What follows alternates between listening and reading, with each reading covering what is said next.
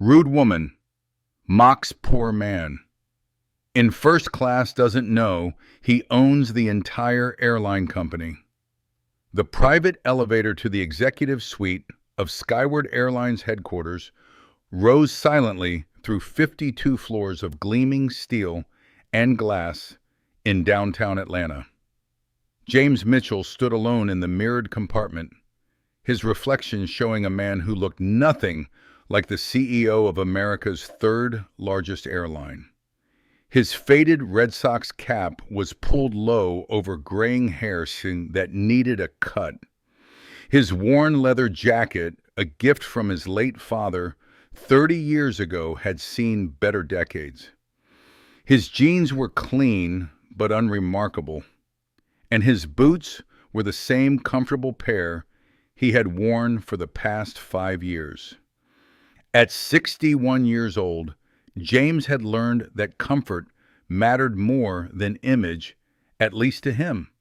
His board of directors disagreed frequently, suggesting he upgrade his wardrobe to something more befitting a man who oversaw a company worth $12 billion. But James had built Skyward from a small regional carrier with 3 planes into a national powerhouse precisely because he understood what mattered: safety service and treating people right. Fancy suits had never factored into that equation.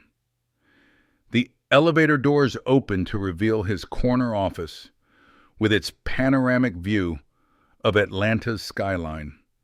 His assistant, Margaret, a woman in her mid-50s who had been with him since the early days, looked up from her computer with a knowing smile. "Rough morning, boss?" she asked, noting his casual attire. "Unexpected," James replied. "The factory visit in Seattle ran long. Then I had to help troubleshoot a hydraulics issue on one of our 737s. Didn't have time to change before catching the red-eye back." "Well, you have the board meeting in 2 hours," Margaret reminded him gently. "And you know how Bernard feels about your, shall we say, relevant approach to executive fashion." James grimaced. Bernard Whitmore, the board chairman and a former investment banker, never missed an opportunity to comment on James's appearance. "Let me guess he wants me in a 3-piece suit.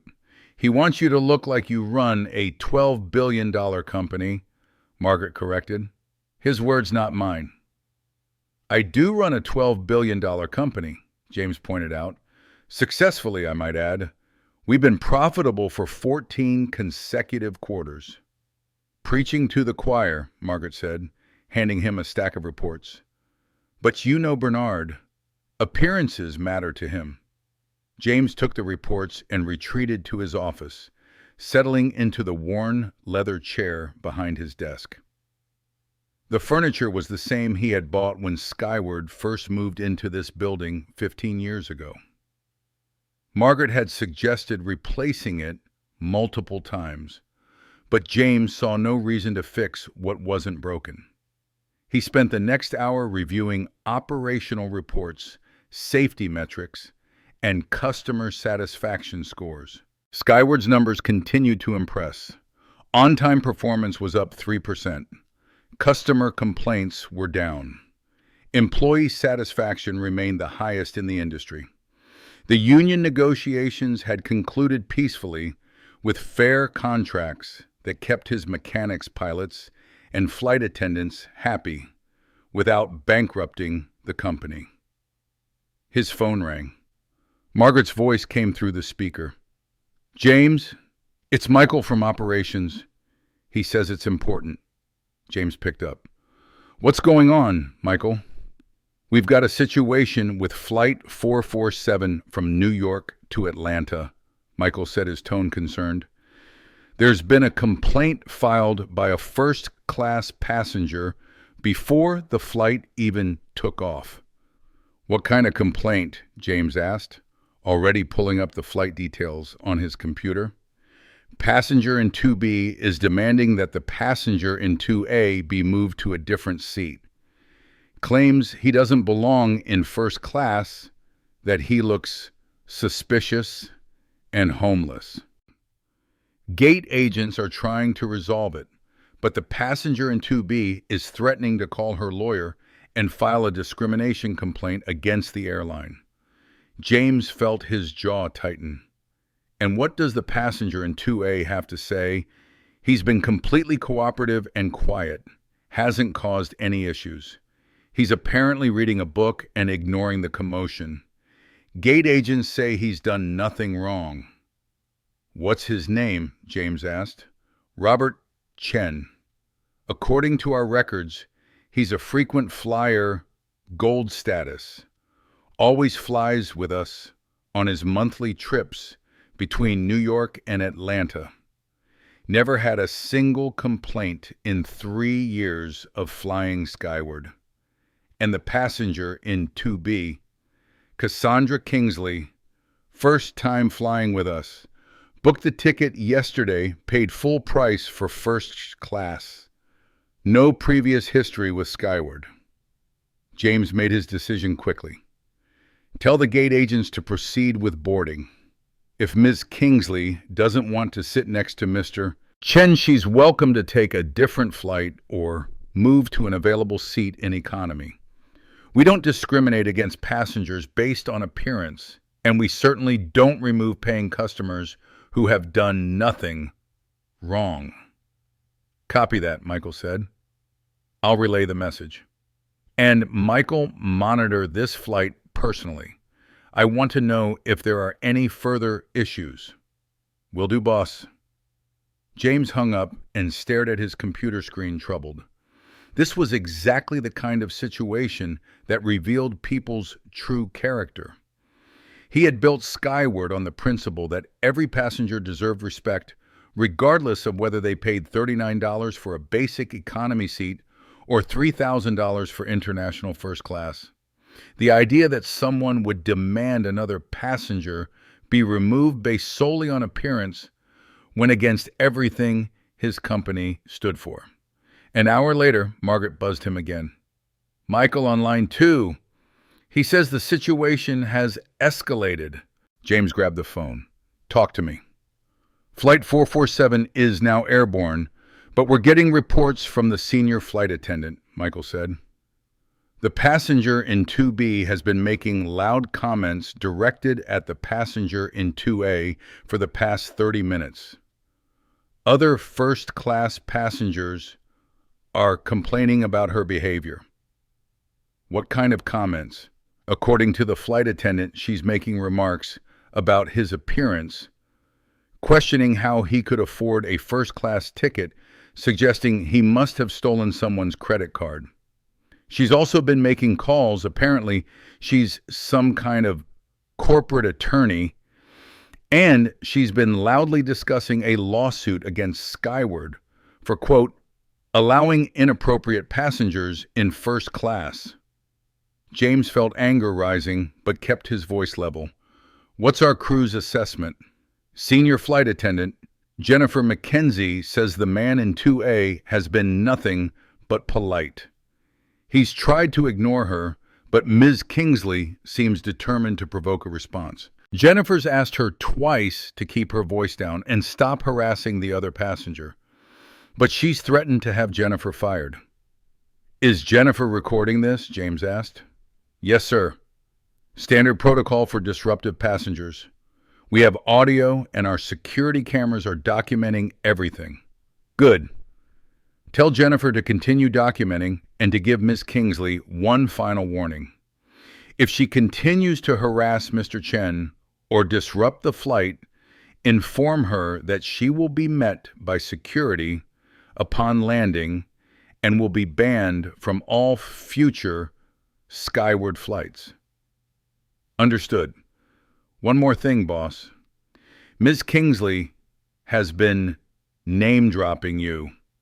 James paused. Excuse me. She's been telling other passengers that she knows you personally, that you're close friends, and that when you hear about this situation, you'll have everyone involved fired. She's claiming she has your private cell number and that you'll take her call immediately. James had never heard of Cassandra Kingsley in his life. I've never met this woman. Tell Jennifer to ignore the claims and follow standard procedures for disruptive passengers. Will do. After hanging up, James sat back in his chair thinking. This situation was escalating beyond a simple disagreement between passengers. Ms. Kingsley's behavior was creating a hostile environment for Mr. Chen and disrupting the travel experience for everyone in first class. Worse, she was using false claims about knowing him to intimidate his crew. He pulled up the airline's database and searched for Cassandra Kingsley. Her profile appeared 38 years old, corporate attorney for Blackstone and Marshall, a major New York law firm. She had indeed booked her first-class ticket just yesterday, paying $2,847 for the one-way flight. No previous history with Skyward Airlines. Then James looked up Robert Chen.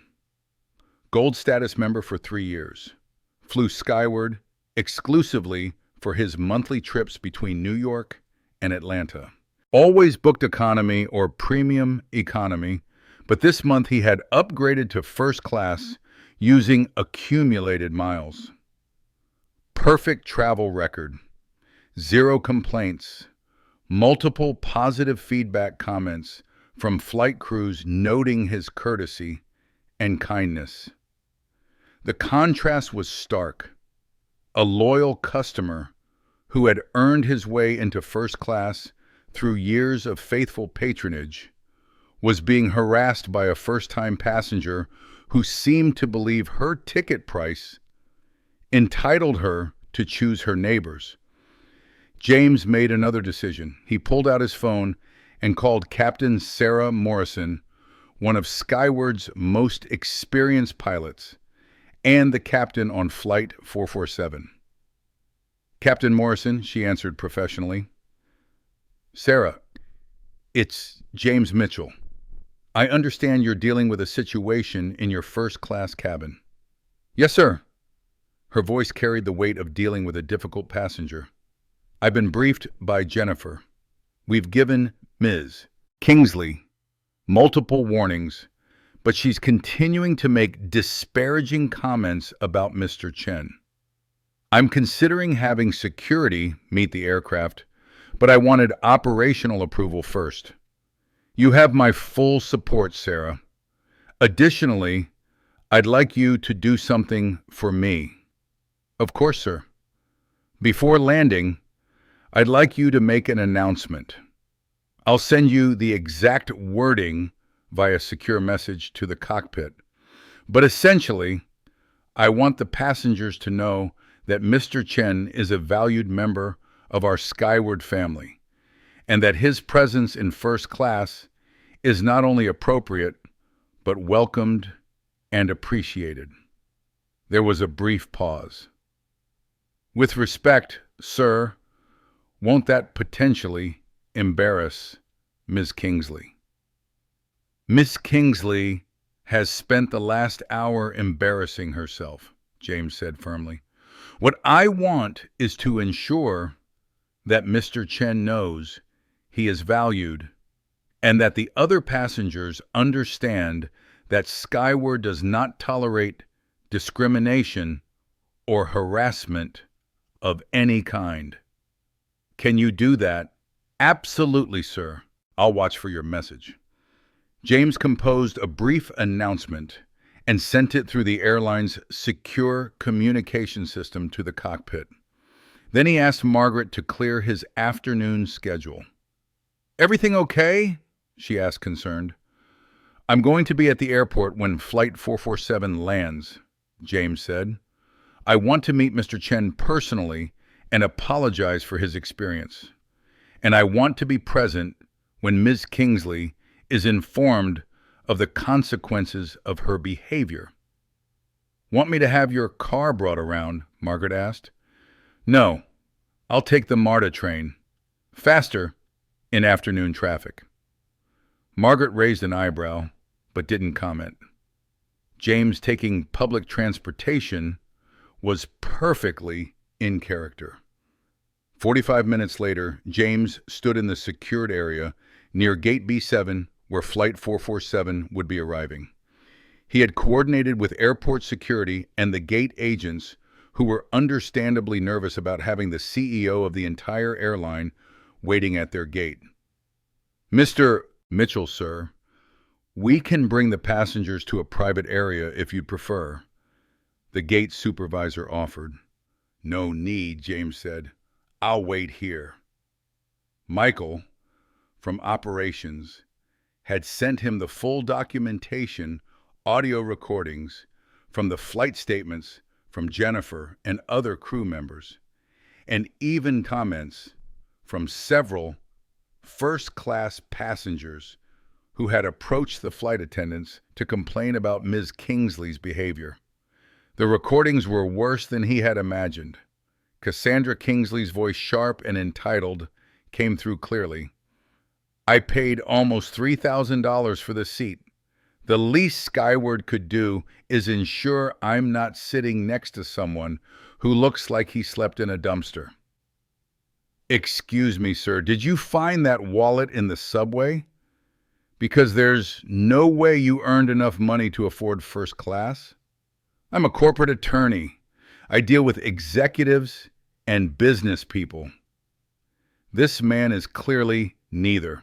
He's probably some manual laborer who saved up for years just to experience first class once.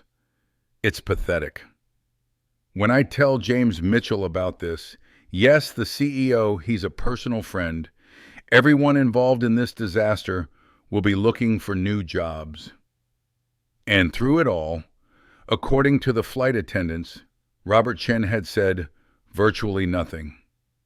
He had put in headphones, tried to read his book, and done his best to ignore the harassment. The arrival board showed Flight 447 on final approach. James waited patiently, his appearance still casual, drawing curious looks from passengers who probably wondered why someone dressed like a maintenance worker was standing in the secure gate area. The aircraft pulled up to the gate and the jetway was attached. James watched as the door opened and passengers began to disembark. First-class passengers came out first, several looking annoyed or uncomfortable.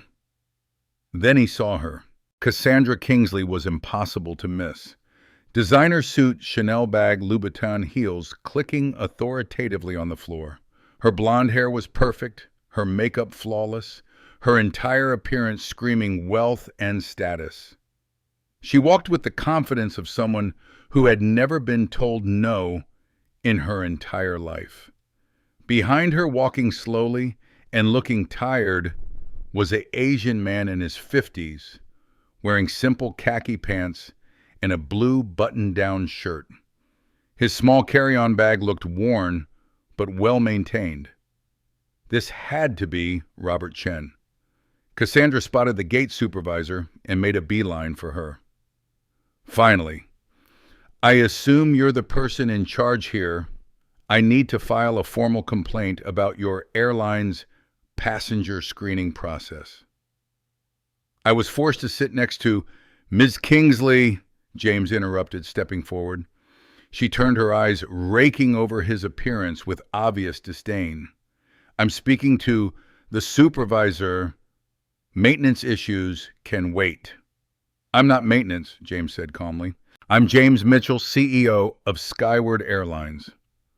The color drained from Cassandra's face, then returned as a bright red flush. You're James Mitchell.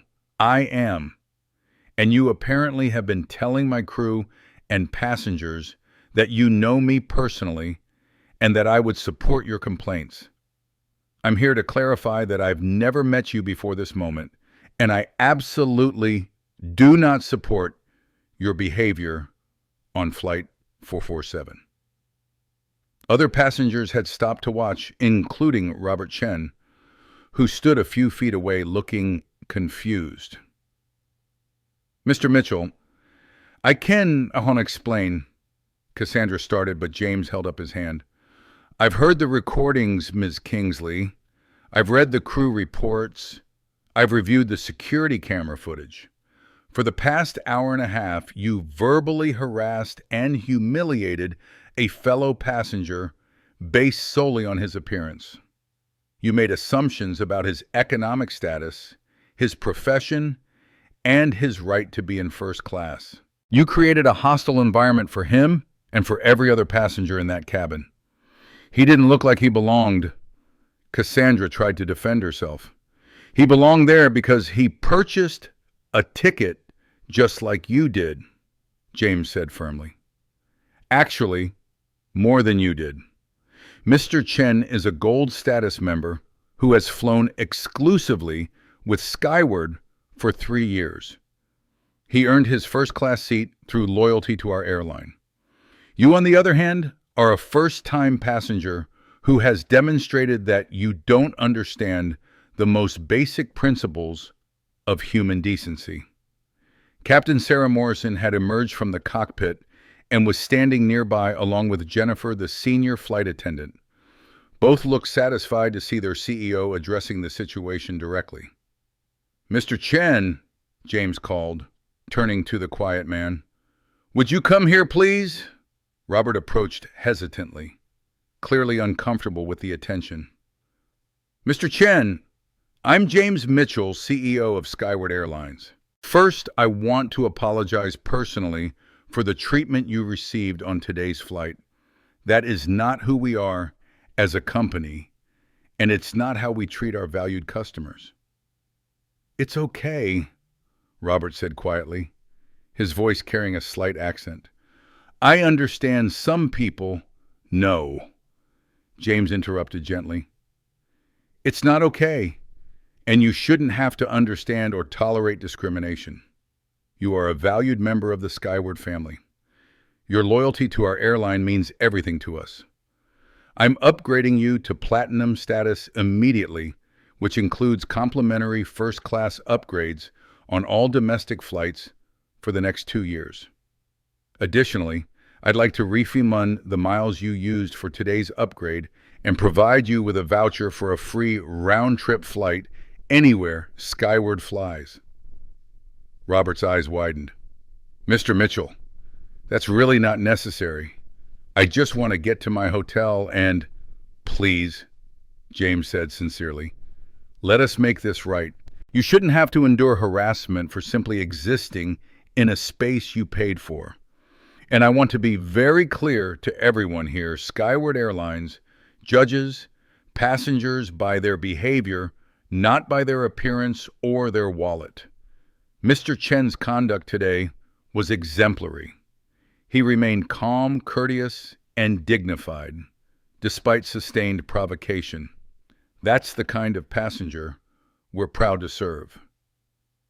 Several onlookers began applauding. Robert looked embarrassed but grateful. James then turned back to Cassandra, whose expression had shifted from shock to something approaching panic. "Ms. Kingsley, Skyward Airlines is banning you from all future flights. You'll receive formal notification within 24 hours along with a full refund of your ticket price. You're free to fly with any other airline, but you will not fly with us." "You can't do that," Cassandra sputtered. "I'm an attorney. I'll sue you for discrimination." "You're welcome to try," James said evenly. "Our legal team will be happy to present the evidence of your harassment of Mr. Chen, your false claims of knowing me personally, and your threats against our crew members. We have everything documented. Federal regulations give airlines broad authority to ban passengers who create disturbances or harass other passengers. I'm confident our decision will be upheld." "This is ridiculous," Cassandra's voice rose. "I'm a senior attorney at Blackstone and Marshall. Do you know what kind of clients we represent? We could destroy your airline." "Blackstone and Marshall," James repeated thoughtfully. "I know them well. In fact, I play golf with Richard Blackstone, one of the senior partners, every other month. I think I'll give him a call this afternoon to discuss one of his attorneys misusing the firm's name to intimidate airline employees and harass passengers. The remaining color drained from Cassandra's face. You know Richard Blackstone. I do. Unlike your false claims of knowing me, my friendship with Richard is quite real. We've known each other for 15 years. I suspect he'll be very interested to hear about today's events, especially since Blackstone and Marshall has been trying to win Skyward's legal business for the past 2 years. Nothing damages a law firm's reputation quite like having their attorneys behave badly in public while invoking the firm's name. Cassandra stood frozen, the full consequences of her actions finally sinking in. Around them, passengers were recording on their phones. In the age of social media, her behavior would be online within minutes. Her name, her firm, her face, all would be associated with this incident. "Mr. Mitchell," she said, her voice now small and frightened, "please, I made a mistake. Can't we discuss this privately? The time for private discussion was before you spent 90 minutes publicly humiliating a fellow passenger," James said. "You made your choices in public. You'll face the consequences in public." He turned to airport security who had been standing nearby. "Please escort Ms. Kingsley from the secure area. She's no longer welcome here."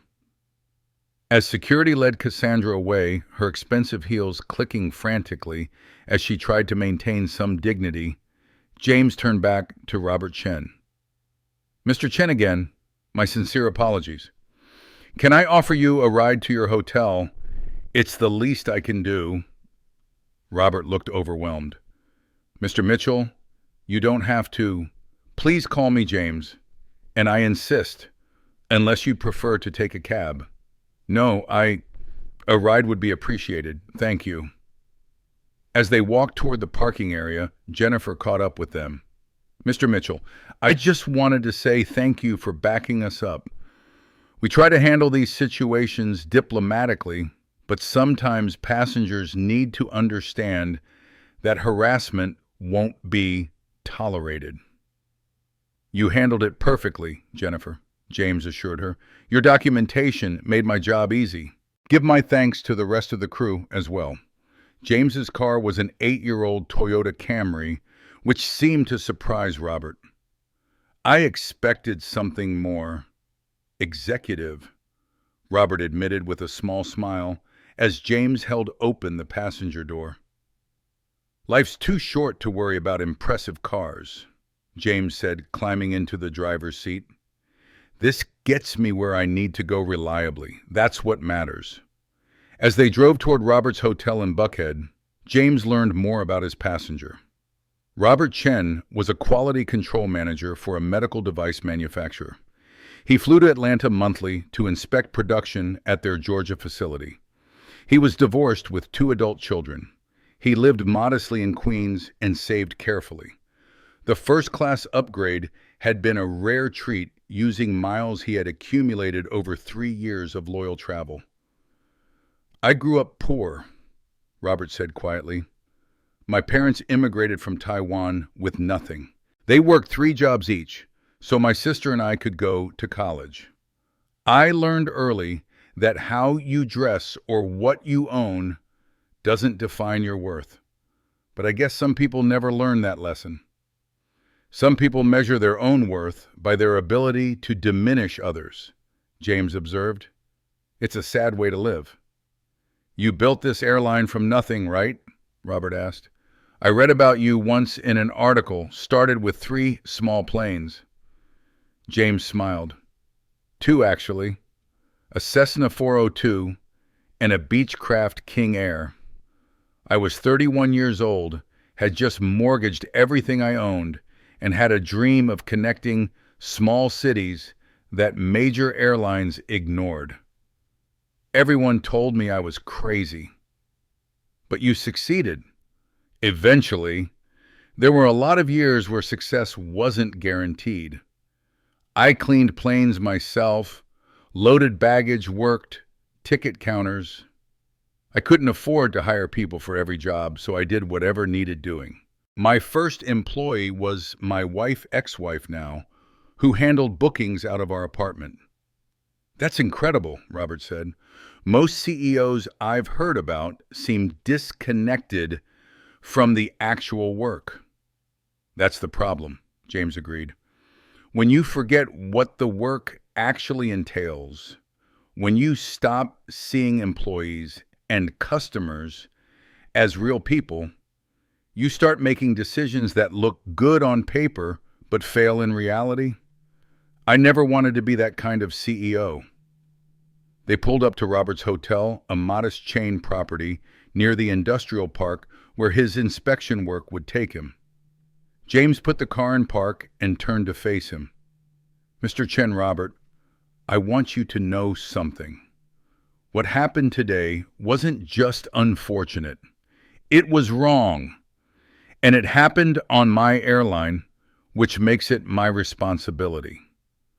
I can't change what Ms. Kingsley said or how she treated you, but I can ensure you know that her perspective is not shared by Skyward Airlines or by me personally. You are exactly the kind of customer we want. Loyal, courteous, respectful. Your appearance, your profession, your economic status, none of that matters. What matters is how you treat people. And from everything I've seen and heard, you treat people with kindness and dignity. Robert's eyes were glistening. Thank you, he said, his voice thick with emotion. You didn't have to do any of this. The ban, the upgrade, the ride, this conversation. You could have just handled it through customer service. I could have, James acknowledged. But that wouldn't have been right. Sometimes people need to know that the person at the top, that the company's values aren't just marketing slogans. I care, Robert, about you, about every passenger who chooses Skyward, about the kind of company we are. They shook hands, and Robert gathered his bag from the back seat. Before he closed the door, he leaned down. James, can I tell you something? Of course. I was thinking about switching airlines. Your competitor offered me status match, better upgrade priority. After today, before you showed up, I was planning to take it. I was tired of being treated like I didn't belong because I don't wear fancy clothes or carry expensive luggage. James felt a pang of sadness. And now? Robert smiled. Now I'm a Skyward customer for life. Not because of the platinum status or the free flights, though those are nice, but because you showed me that your company's values are real. That matters more than any perk ever could. After Robert entered the hotel, James sat in his car for a long moment, thinking about how close they had come to losing a loyal customer. How many others had they lost over the years because of incidents like this that he never heard about? How many good people had been made to feel unwelcome because someone judged them by their appearance? His phone rang. Margaret. How did it go? She asked. Better than expected, James said. We saved a customer and hopefully taught everyone watching a valuable lesson. You're going to want to know that the video has already gone viral, Margaret informed him. Multiple passengers posted clips. Airline CEO defends harassed passenger is trending on Twitter. The comments are overwhelmingly positive. Great, James said dryly. Bernard will love that. Actually, Margaret said, and he could hear the smile in her voice. Bernard called. He said, and I quote, For once, James's casual appearance worked in our favor. He looked approachable and genuine. Good PR. End quote. James laughed. I should get that in writing. Already saved the voicemail. You're also getting interview requests from CNN, Good Morning America, and about a dozen business publications. They all want to talk about Skyward's commitment to treating all passengers with dignity. Set up a few for next week, James decided. Let's use this moment to reinforce our values. But Margaret makes sure the focus is on Robert Chen and passengers like him, not on me. This isn't about me being a hero. It's about doing what's right. Understood. Oh, and one more thing. Richard Blackstone called. James tensed. And he was mortified. Apparently, Cassandra Kingsley has been put on immediate leave. The firm is conducting an internal investigation. Richard personally apologized and said he'd like to take you to dinner to discuss how Blackstone and Marshall can ensure this never happens again with any of their employees. Tell him I appreciate the call, and I'll have you coordinate schedules. But also tell him that I hope Ms. Kingsley gets help, not just punishment. People can change if they're given the chance to learn.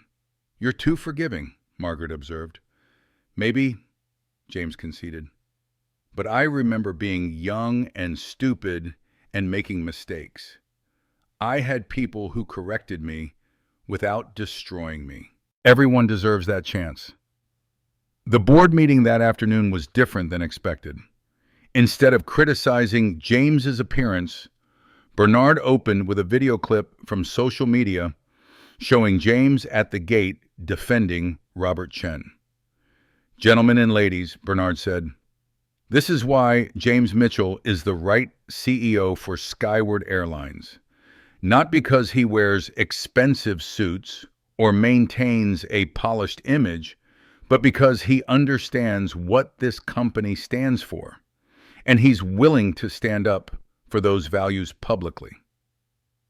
The board unanimously approved James's handling of the situation and agreed to implement company-wide training on discrimination and passenger dignity.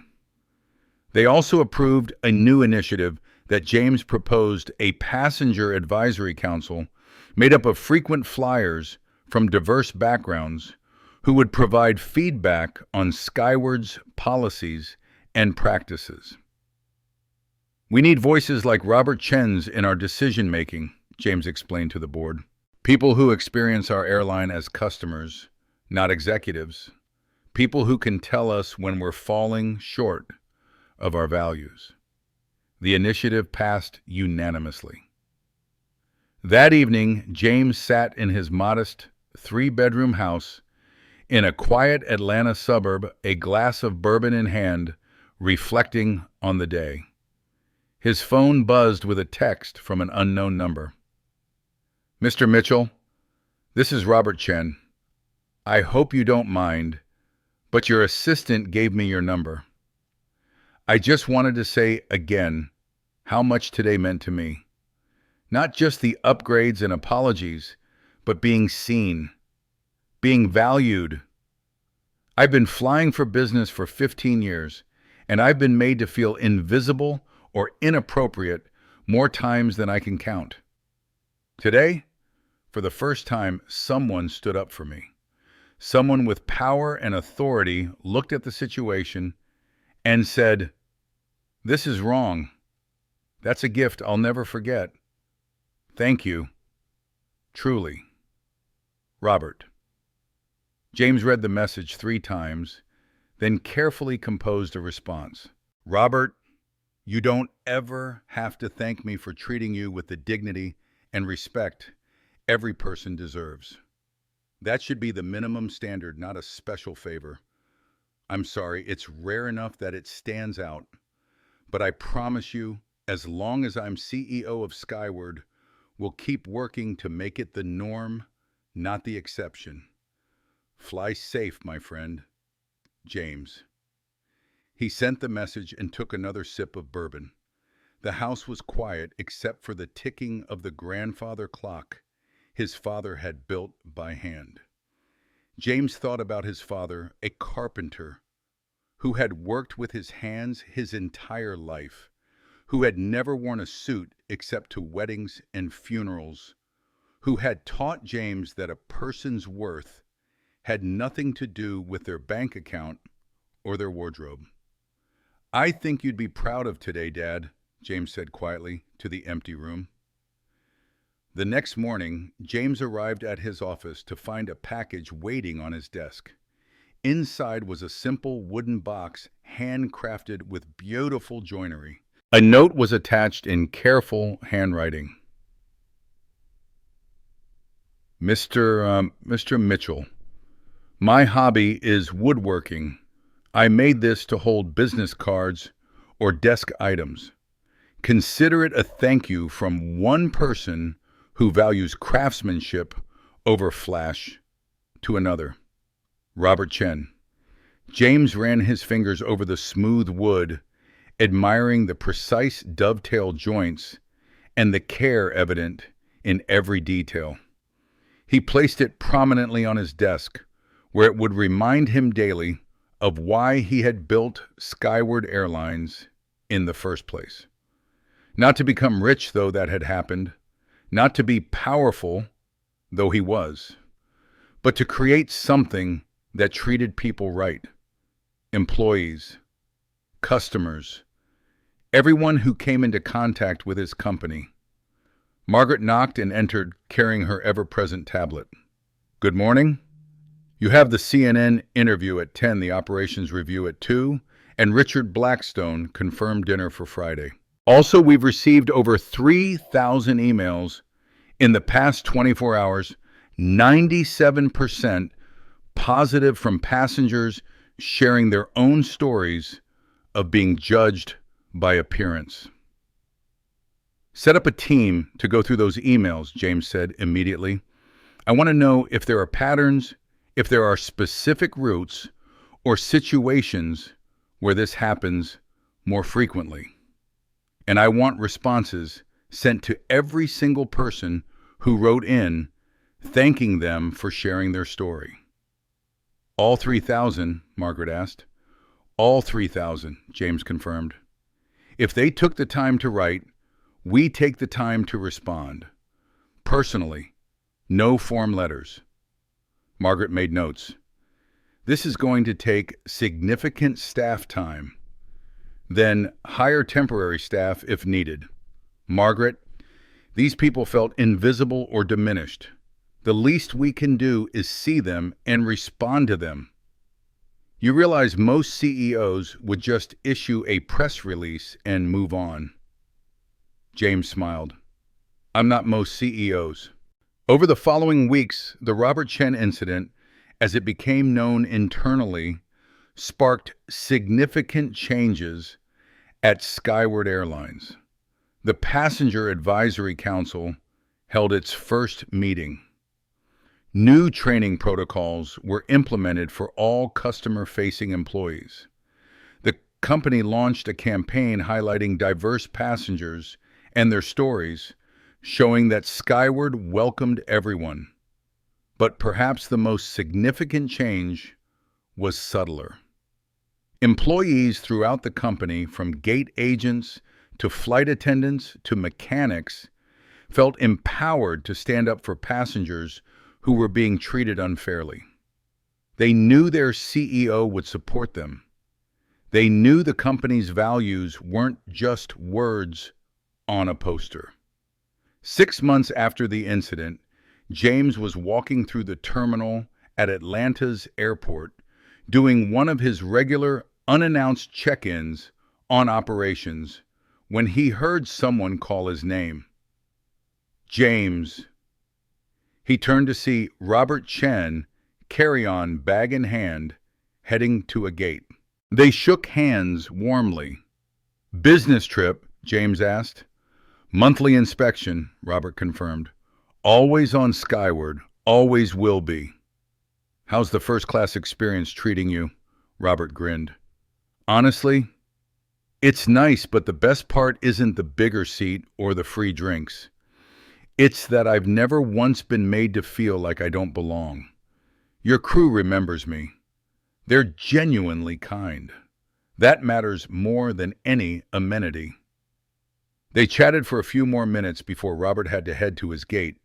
As James watched him walk away blending into the crowd of travelers, he felt a deep sense of satisfaction. This was what it was all about. Not the billions in revenue, or the market share, or the stock price. It was about people like Robert Chen being able to travel without fear of judgment or harassment. It was about building a company where everyone, passengers and employees alike, was treated with dignity. His phone buzzed. A news alert.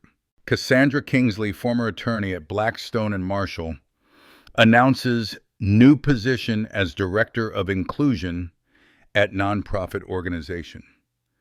I learned the hardest way possible that behavior has consequences, Kingsley stated.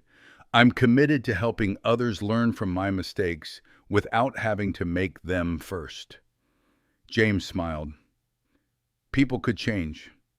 It wasn't easy, and it required genuine introspection and work, but it was possible. He hoped Cassandra found her path to becoming a better person.